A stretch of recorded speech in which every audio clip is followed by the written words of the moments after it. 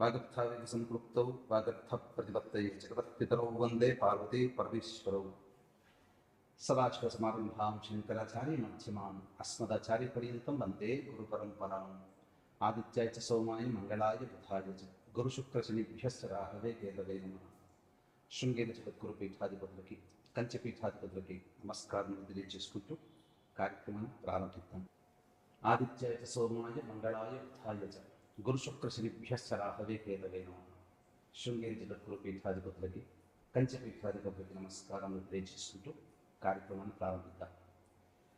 ఈ రోజున మనము నవంబర్ 16వ తారీఖు రోజు నుంచి నవంబర్ 30వ తారీఖు వరకు ఉన్నటువంటి గ్రహ సంచార రీత్యా ద్వాదశ రాశుల వారికి ఏ విధంగా ఉండబోతుంది, అలాగే ఏ ఏ రోజుల్లో ఏ విధంగా ఖర్చులు ఎప్పుడు ఉంటాయి, ఆదాయం ఎప్పుడు ఎక్కువగా ఉంటుంది, మానసికంగా ప్రశాంతంగా ఎప్పుడు ఉంటారు, అలాగే ఆందోళనతో కూడుకున్నటువంటి రోజులు ఎప్పుడు ఉంటాయి, ఆరోగ్యంతో ఎలా అనారోగ్యంతో ఎప్పుడు బాధపడుతుంటారు ఇత్యాది అనేక విషయాల గురించి విపులంగా ఈ కార్యక్రమంలో చర్చించుకోబోతున్నాం.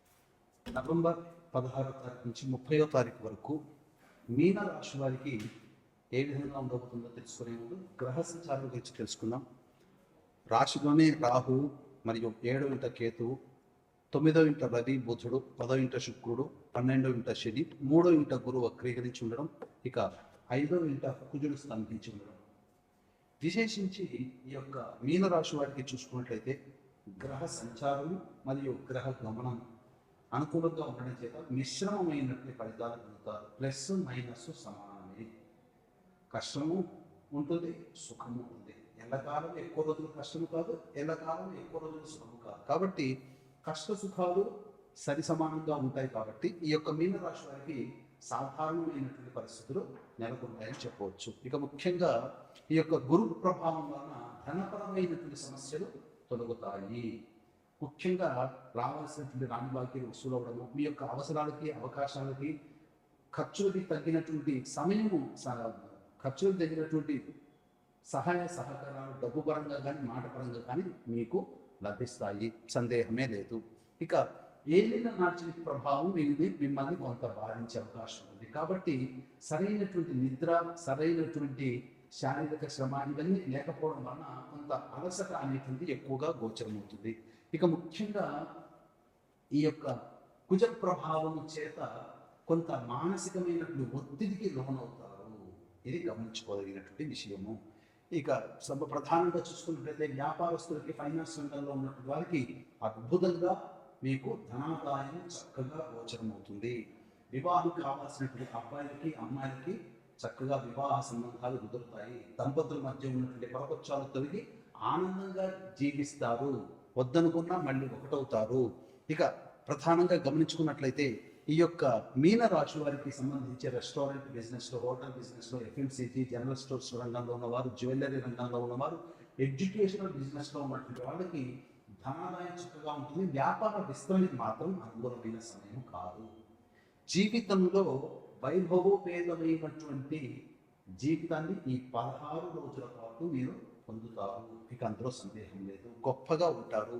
కాకపోతే ఈ మైనింగ్ వ్యాపారస్తులకి, లాయర్లు ఉన్నటువంటి వాళ్ళు, ఎలక్ట్రానిక్స్ అండ్ ఎలక్ట్రికల్ రంగంలో ఉన్నవారు, సాఫ్ట్వేర్ రంగంలో ఉన్నటువంటి వారు, ముఖ్యంగా ఈ సంబంధించినటువంటి మున్సిపాలిటీ రంగంలో ఉన్నటువంటి వారు, ఇక గమనించుకున్నట్లయితే ఈ యొక్క రియల్ ఎస్టేట్ రంగంలో ఉన్నవారు, ఏజెంట్స్ కానీ వ్యాపారస్తులు కానీ వీళ్ళకందరికీ కూడాను సాధారణ ఫలితాలు ఉంటాయి. వ్యాపార విస్తరణకి రంగంలో ఉన్న వాళ్ళకి మంచిది కాదు. ఇక సాఫ్ట్వేర్ రంగంలో ఉన్నటువంటి వారు వేరే ఉద్యోగం కోసం ప్రయత్నం చేయడం కంటే కూడా ఉన్న దాంట్లో కొనసాగే ప్రయత్నం చేయండి. అవకాశాలు భవిష్యత్తులో మీకు మంచి జరగబోయే అవకాశాలు గోచరమవుతున్నాయి. కాబట్టి ఉద్రేకం పడి తొందరపాటు నిర్ణయాలు తీసుకుని ఉద్యోగాలు మానకండి. ఇక ప్రధానంగా గమనించుకున్నట్లయితే ఇక ఈ సంబంధించినటువంటి మీనరాశిలో జన్మించినటువంటి రైతులు సాధారణమైన మీకు తెలిసిన పంటలు వేయటప్పుడు తెలియని కొత్త పంటల జోలికి, కమర్షియల్ పంటల జోలికి వెళ్ళకండి.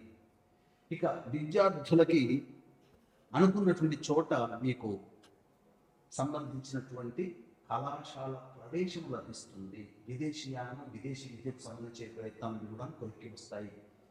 చాలా చక్కగా ఆనందంగా గడపగలిగే అవకాశాలు ఈ మీనరాశి వారికి గోచరమవుతున్నాయి. కాబట్టి ఎక్కువగా శ్రమ పడవలసిన అవసరం లేదనే విషయాన్ని గమనించుకుంటూ ఆత్మవిశ్వాసంతో ముందడుగు వేయాలి.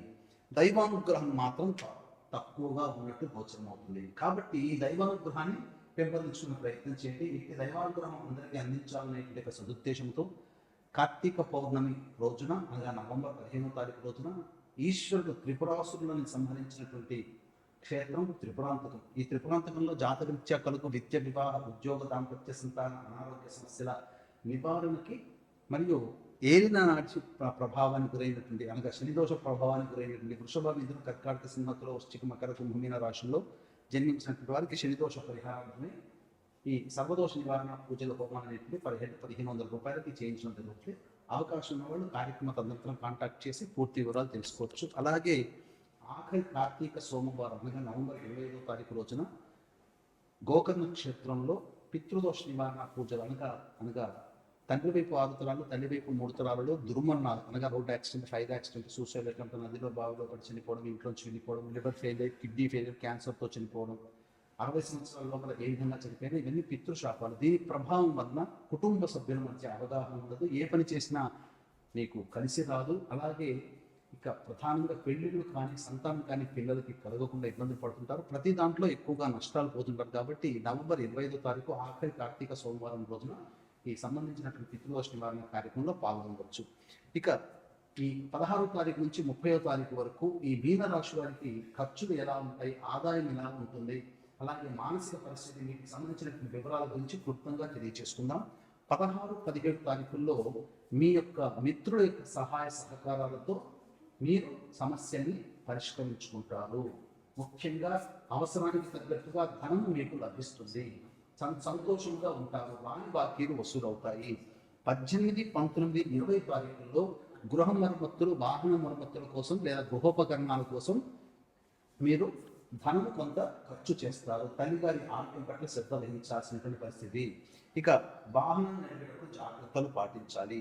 21, 22వ తారీఖుల్లో కొంత అనారోగ్యం చేసే సంఘటనలు జరుగుతాయి. కాబట్టి జాగ్రత్తగా ఉండండి. ముఖ్యంగా ఏ పని చేసినా పనులన్నీ కూడా ఆలోచనకే పరిమితం అయితే తప్ప ఇంప్లిమెంటేషన్లోకి వెళ్ళవు. ఖర్చులు కూడా ఉంటాయని చెప్పవచ్చు. ఇక 23, 24 తారీఖుల్లో రాని బాకీలు వసూలవుతాయి. మీ యొక్క ప్రగతిని చూసి అసూయపడే వాళ్ళే మీ చుట్టూ ఉంటారు. కాబట్టి ఒక కన్నీసి ఉంచండి. ముఖ్యంగా ధనాదాయం చక్కగా ఉంటుంది. ఇక 25, 26, 27 తారీఖుల్లో దంపతుల మధ్య వ్యాపార భాగస్వాముల మధ్య ఉన్నటువంటి పొరపచ్చాలు తొలగి వాళ్ళు తీసుకునేటువంటి నిర్ణయం ఏదైతుందో అది మీ జీవితానికి ఆనందాన్ని కలుగజేస్తుందని చెప్పొచ్చు. ఇక 28, 29వ తారీఖులో చూసుకున్నట్లయితే మానసిక ప్రశాంతత లోపిస్తుంది. అలాగే 30వ తారీఖు రోజున కూడా మానసిక ప్రశాంతత లోపిస్తుంది. ధనము ఖర్చు అధికంగా అయ్యేటువంటి అవకాశాలు గోచరమవుతున్నాయని చెప్పవచ్చు. ఇక ఏ పని చేసినా ఆ పనులలో ఆటంకాలే తప్ప ప్రశాంతత అనేటువంటిది ఉండదు. కాబట్టి ఏ తర్వాత చెప్పొచ్చేది ఏంటంటే 18, 19, 20, 28, 29, 30 ఈ యొక్క 6 రోజులలో మీరు ఖర్చుల్ని తగ్గించుకోండి లేదా వాయిదా వేసుకోండి అని చెప్పవచ్చు. ఈ యొక్క మీన రాశి వారికి మీ యొక్క సమస్యల నుంచి బయటపడడం కోసం ప్రతిరోజు కాలభైరవాష్టక పారాయణము, అలాగే దత్త అష్టకం రోజుకి 3 సార్లు, కాలభైరవాష్టకం రోజు 3 సార్లు పారాయణం చేస్తే చాలా మటుకు సమస్యలు శాంతిస్తాయి. ఇక ఈ యొక్క చెప్పినటువంటి వాటి కంటే కూడా విభిన్నంగా మీ యొక్క జీవితం ఉన్నది అని అంటే మీ యొక్క జన్మించినటువంటి సమయం తాలూకు జన్మకుండలి రీత్యా నడిచేటువంటి గ్రహ దశాంతర దశల యొక్క ప్రభావం.